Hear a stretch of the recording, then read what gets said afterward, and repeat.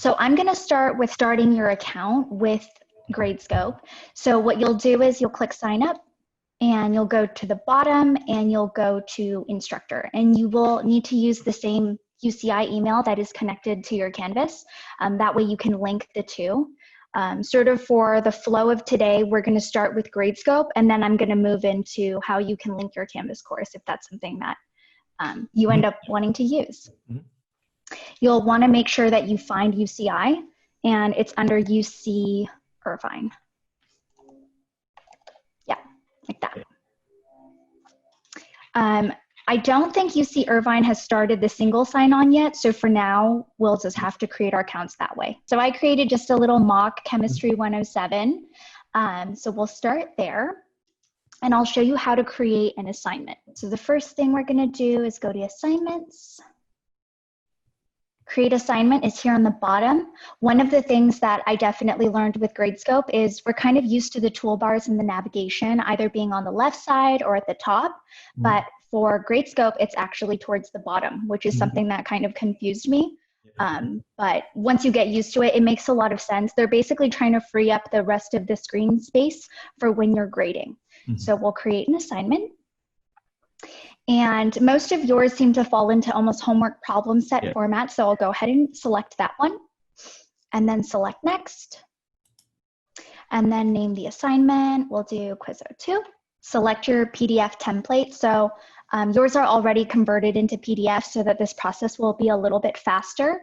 But you can really do this with any future templates that you create. You can do it with other things that you convert to PDFs. And actually, Gradescope even has some functions where you don't have to have a template.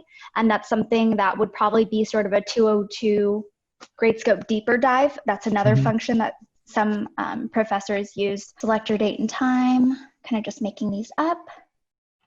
And then for the submission type, the ones that I have converted into PDFs, all of those PowerPoints, those actually fall into what we call the fixed length. So that's where you sort of have boxes and locations for all of the problems. The variable length is the other one I just referred to, which is where you wouldn't have a template and basically students are just submitting a paper of all of their problems. So there's a little bit more work on the instructor end of things. So because you already have this version, it actually makes things pretty seamless. And then template visibility, this is basically just that blank PDF that the students would be filling out. So whether they are typing it into the computer, whether they're editing it on the computer, or whether they print it out and then take a picture, they need to be able to see that original blank document. Create assignment.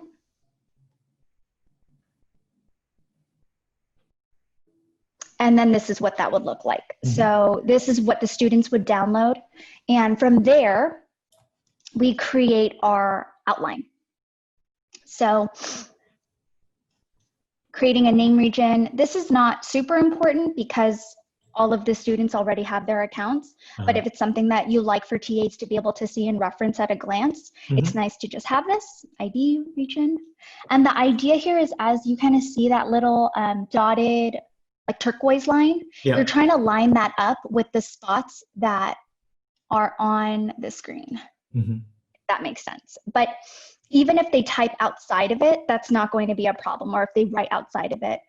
You'll see in a moment what Gradescope kind of does is it kind of zooms into different parts of the PDF, but it's really easy for you to just zoom out or move around. I'll show you that function as well. And then you basically just start adding in your questions. So here's question number 1.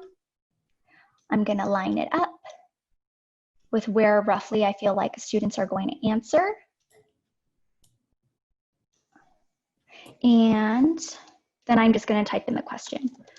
And then I would add another question. And this, for these smaller lines, it looks messy on our outline side of things, but when you're grading, it's really not a problem at all. And when the students are, submitting their work, obviously they don't see all of these outlines. That is basically just for the instructor and the TA's grading purposes.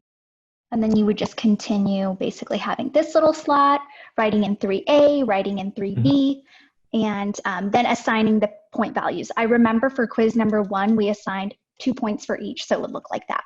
Mm-hmm. If you make any mistakes, you know, plus and minus, pretty straightforward. Okay. And then you will save your outline. And for grading and creating rubrics, we'll actually go back into quiz 1, where I have a fake submission from a student. Mm-hmm. So this is quiz 1. And what you would do is you'll click on the questions, and you can kind of see this is what a submission would look like. Mm-hmm. And the rubrics are on the right side. So now I'll go in and grade a specific one.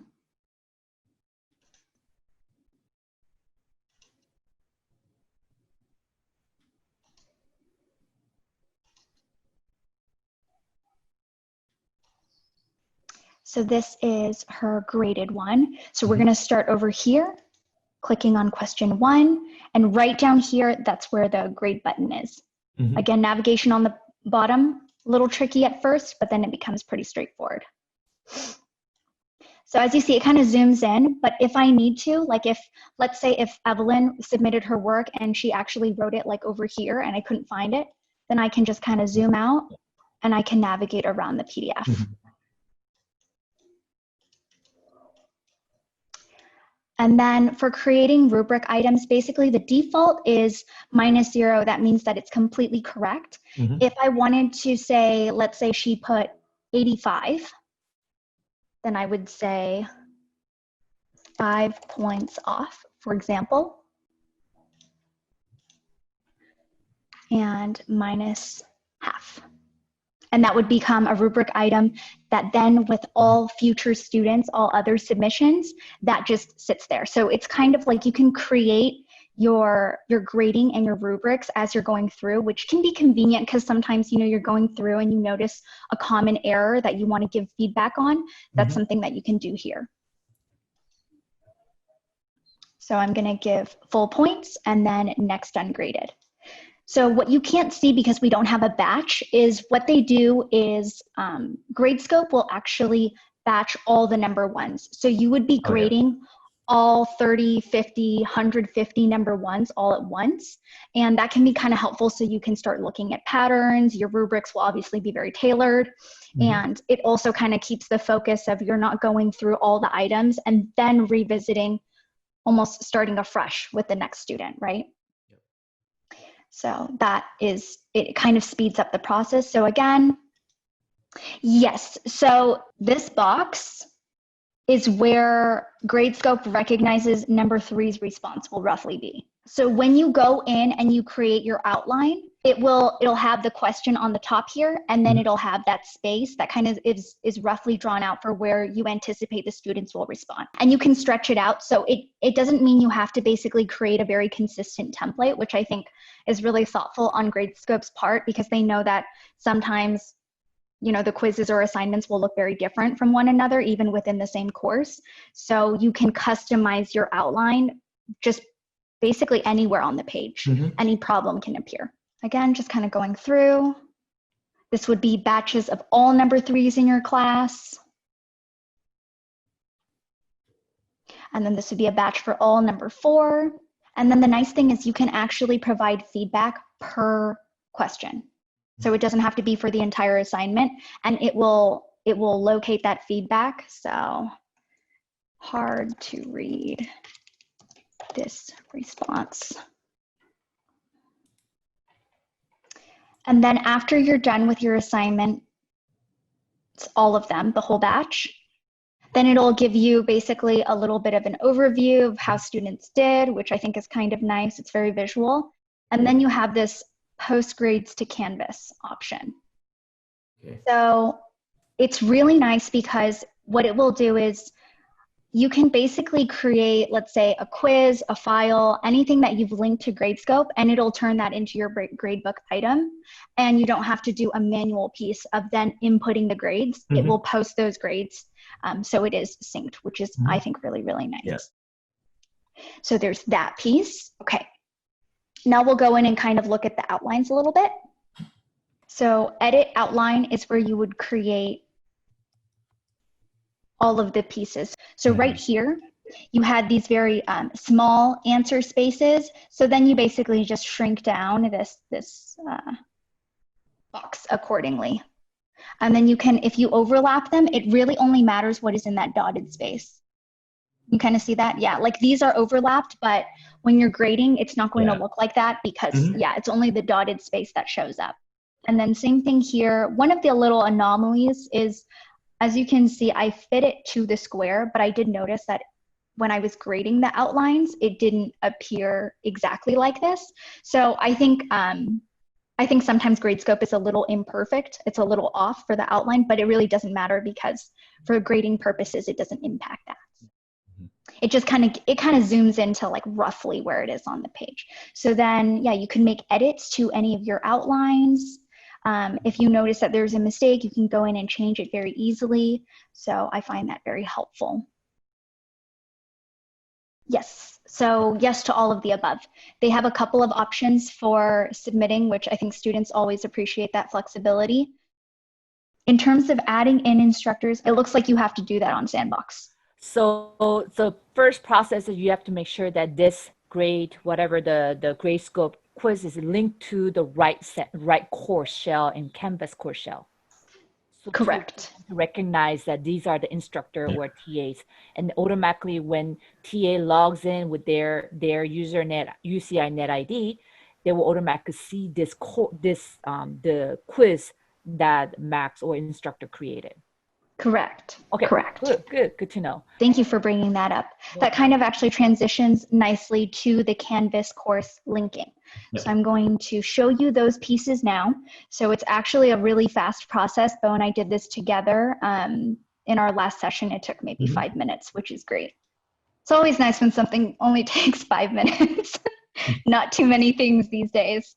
So you'll go into your course and you'll navigate down to settings. And then from settings, mine automatically took me to navigation, but sometimes it'll take you here. You'll click on navigation and then scroll all the way down and make sure that Gradescope is enabled. And then once you enable it, save. Once you finish grading all of the assignments, then at that bottom, it would say post grades to Canvas, if you remember at that bottom bar. And then once you do that, it reflects in the gradebook. Creating templates like you already have is really the easiest way for both you and TAs. Once it gets to creating outlines, it's really nice because you already have your boxes. So it's really easy for even you to assign a TA to create the outline versus sort of those blank, no template, quote unquote, no template templates. Those are a little more difficult to grade because obviously students will then have to show you where each question is. And then there are some manual pieces. Gradescope kind of says it's AI assisted, and it is, but as you see, you still have to go through and you have to create the rubric and you do have to assign points. So it's not manual, it's not AI assisted in the sense that if like a multiple choice quiz went in, all of the F's will, be automatically generated points, right? It's not like that. It still has some manual pieces.